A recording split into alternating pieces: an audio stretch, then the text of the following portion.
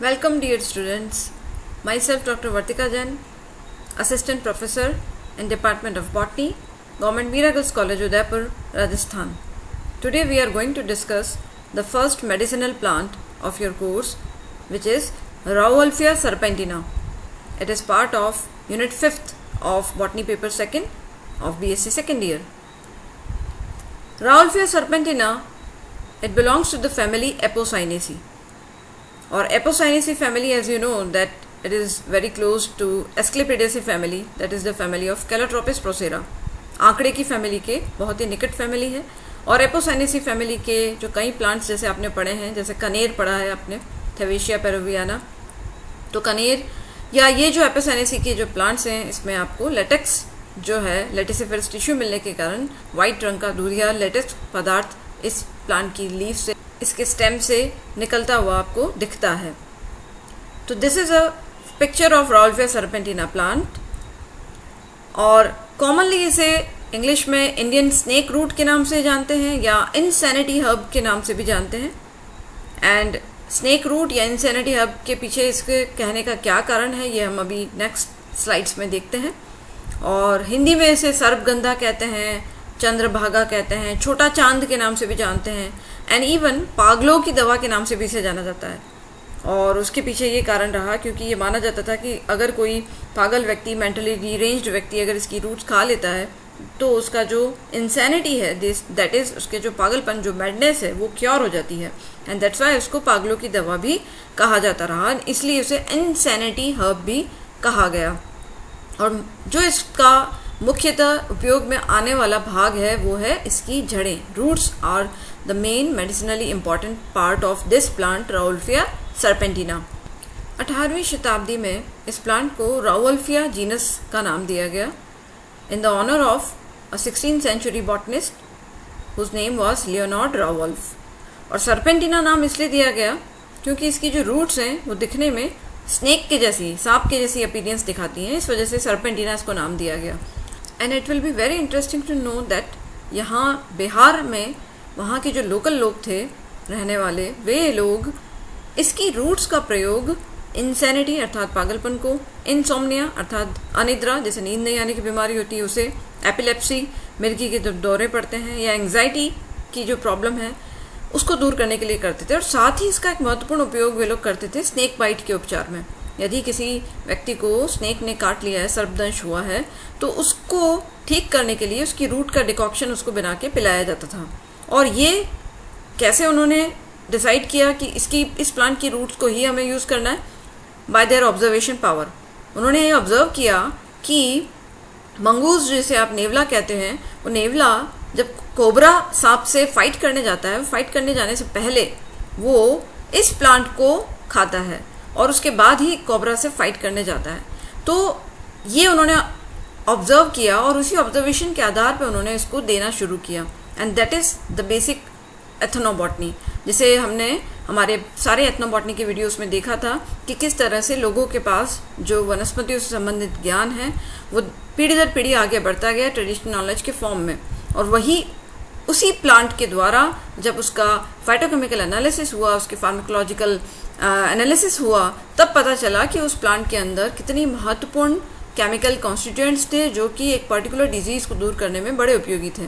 तो राउल्फिया सर्पेंटिना की दुनिया को जो खोज है, वो खोज क्या श्रेय जो है इंडिया के जो लोकल इंडिजिनस लोग हैं उनको ही हम दे सकते हैं. Now this plant is basically native to India और वाइल्डली अगर देखें तो इंडिया में मिलता है, Bangladesh, Sri Lanka, Burma, Thailand, Indonesia, Malaysia, इन सभी स्थानों पे वाइल्डली ग्रो करता है. परंतु कमर्शियली इसका कल्टीवेशन किया जाता है. क्यों? Because we are going to study कि इसका मेडिसिनली क्या कॉन्स्टिट्यूएंट इसमें से निकला है. तो कमर्शियली इसका कल्टीवेशन किया जाता है उत्तर प्रदेश में, महाराष्ट्र में, बिहार, जम्मू कश्मीर में, तमिलनाडु और सेंट्रल इंडिया के कुछ राज्यों और गुजरात के अंदर किया जाता है. और वहाँ से इसकी रूट्स को एक्सट्रैक्ट करके हार्वेस्ट किया जाता है और उसके बाद उसे फार्मास्यूटिकल कंपनीज को भेजा जाता है जहाँ से वे उसमें से केमिकल को आइसोलेट कर सकें. मॉर्फोलॉजिकल अगर इसके कैरेक्टर इस प्लांट के हम देखें तो जैसा हमने इसके फोटोग्राफ में भी देखा था, छोटा सा स्मॉल इरेक्ट प्लांट है. वो पेरिनियल एवरग्रीन अंडरश्रब के रूप में उगता है. पेरिनियल का तात्पर्य आप जानते ही हैं कि जो कि बहुवार्षिक पौधा है.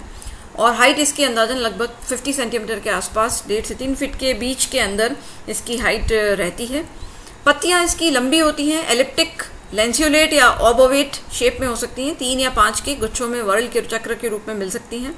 इन्फ्लोरेसेंस या पुष्पक्रम जो है वो लंबा होता है। It is a stalked cyme, ससिमाक्ष प्रकार का है, जिसमें वाइट या पिंक रंग के फूल उस पर खिलते हैं।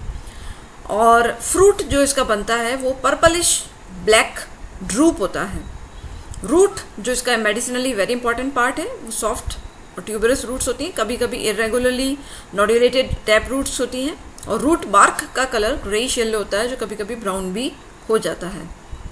और इसको ग्रो करने के लिए स्पेशली हॉट एंड ह्यूमिड प्रकार का जो क्लाइमेट है वो इसके लिए बहुत ही बेनिफिशियल रहता है। स्पेशली ये शेडी हैबिटेट्स को प्रेफर करता है, जहाँ छाया मिलती हो प्रॉपर इसे। और वार्षिक वर्षा इसके लिए काफ़ी अधिक, 250 से 500 सेंटीमीटर हाई रेनफॉल की कंडीशन इसके लिए रिक्वायर्ड है। और 10 से 38 डिग्री सेल्सियस टेम्परेचर जहाँ रहता है उस एरिया में ये इजीली ग्रो करता है। सॉइल इसके लिए दोमट मिट्टी बेनिफिशियल होती है, स्पेशली रेड लैटेरिटिक लोम या सैंडी एलोवियल लोम, और या ह्यूमस रिच क्लेई सॉइल जिसका पीएच 4 से 6.3 के बीच में हो, वेल ड्रेन्ड होनी चाहिए। वैसी सॉइल के अंदर ये प्लांट इजीली ग्रो करता है। और इसको प्रोपेगेशन का कार्य जो है बीजों के द्वारा इसका किया जाता है।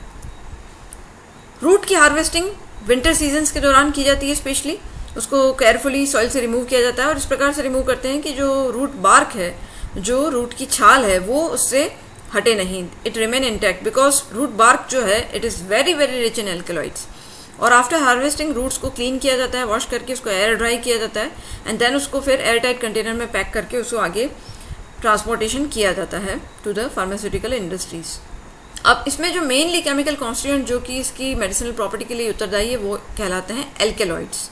और एल्केलॉइड्स का तात्पर्य आप समझ रहे हैं, एल्केली लाइक, अर्थात इसका क्षारीय प्रवृत्ति है। और स्पेशली एल्केलाइड्स का मतलब है उसमें नाइट्रोजन होता है। तो इसमें इसकी रूट्स में 1.7 to 3% एल्केलॉइड कंटेंट मिलता है। 80 प्रकार के एल्केलॉइड्स इसमें मिलते हैं। और बार्क में सबसे ज़्यादा 90% एल्केलॉइड क्वांटिटी जो है वो बार्क में सबसे ज़्यादा मिलती है। और जो मेन इंपॉर्टेंट केमिकल कॉन्स्टिट्यूएंट इसका जो एल्केलॉइड है दैट इज़ रिसरपिन, C33H40N2O9 इसका केमिकल फार्मूला है। और दूसरा इंपॉर्टेंट एल्केलॉइड है एजमेलिन। इसके अलावा कुछ और इंपॉर्टेंट एल्केलॉइड्स इसमें मिलते हैं, रेसरपिनिन, सरपेंटिन, सर्पेंटिनिन, राउवोल्फिन, डेसरपेडिन। ये कुछ अदर मेडिसिनली इंपॉर्टेंट एल्केलॉइड्स हैं। और इसके अलावा उस प्लांट की रूट में ऑलियोरेजिन, कुछ unsaturated alcohols, oleic acids, fumaric acid, sterols, mineral salts भी कुछ मात्रा में मिलते हैं। राउवोल्फिया सर्पेंटिना में जो मेडिसिनली इंपॉर्टेंट एल्केलॉइड मिलता है वो है रिसरपिन, जो एक नाइट्रोजन कंटेनिंग एल्केलॉइड है, और जिसकी इनिशियल स्टडीज से पता चला था कि इसके पास न केवल हिप्नोटिक इफेक्ट है बल्कि एंटी हाइपरटेंसिव इफेक्ट भी है। और जिसी को लेते हुए आगे श्लेटलर एंड श्वार्ट्ज ने 1949 में इस प्लांट की रूट में से रिसरपिन नाम के इस एल्केलॉइड की खोज की, और उन्होंने पाया कि एक बहुत ही इंपॉर्टेंट एंटी हाइपरटेंसिव ड्रग है, अर्थात हाई ब्लड प्रेशर को कम करती है। इवन 0.1 मिलीग्राम की डोज में भी ये ब्लड प्रेशर को काफ़ी अच्छे तरीके से रिड्यूस कर रही थी। और इसका डायरेक्ट इफेक्ट ब्रेन के हाइपोथैलेमस सिस्टम पे था। It was the first major drug which was developed to treat hypertension at the time. और न केवल इसका सेडेटिव एक्शन है, अर्थात न कि केवल ये नींद लाने में हेल्प कर रही, बट इसके साथ में इसके जो कुछ साइड इफ़ेक्ट्स जो other hypertensive drugs, anti hypertensive drugs के थे, जैसे कि लैक ऑफ कोऑर्डिनेशन एट्सेट्रा, वो भी इस केमिकल में नहीं थे। तो रिसरपिन की डिस्कवरी एक मेजर डिस्कवरी थी जो कि एथनोबॉटनिकल लीड से मिली थी। And then later on reserpine became an important tool for studying various physiological systems. So जैसा कि हमने कह ही दिया, it's a very important anti hypertensive drug जो कि हाई ब्लड प्रेशर को कम करती है। इसके साथ ही यह रिसरपिन इंसोम्निया, नींद न आने की प्रॉब्लम, या इंसेनिटी जिसे हम मैडनेस या पागलपन कहते हैं, एंग्जाइटी की प्रॉब्लम, शाइजोफ्रेनिया की प्रॉब्लम, एपिलेप्सी और नर्वस सिस्टम की कई जो इरिटेबल कंडीशंस हैं उन सभी को दूर करने में बड़ा उपयोगी बताया गया है। और रिसरपिन की जब डिस्कवरी हुई तो सीबा कंपनी, सीबा फाउंडेशन के जो साइंटिस्ट थे उन्होंने सरपेसिल नाम की गोली बना करके इसे बाजार में लॉन्च किया।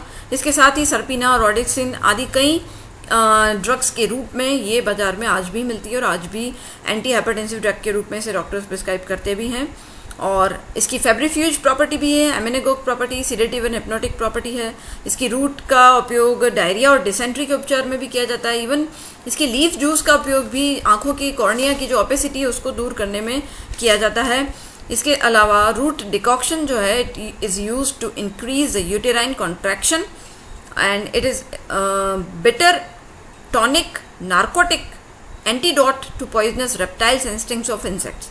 तो रूट की ये प्रॉपर्टी स्नेक बाइट के अगेंस्ट, स्कॉर्पियन स्टिंग्स के अगेंस्ट और कई कीड़ों के जो विषैले कीड़े उनके दंश के अगेंस्ट उनका जो जहर खत्म करने के लिए इसकी रूट की ये एंटीडोट प्रॉपर्टी है।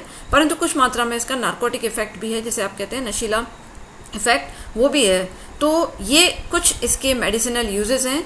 तो आप इसे Rauwolfia serpentina plant, family Apocynaceae, plant part जो इसमें यूज़ होता है वो रूट है, और जो केमिकल इसका जो आइसोलेट हुआ जो मुख्यतः इसकी मेडिसिनल प्रॉपर्टी के प्रति उत्तरदायी है वो है रेसरपिन, जो कि एंटी हाइपरटेंसिव एजेंट के रूप में इस्तेमाल किया जाता है।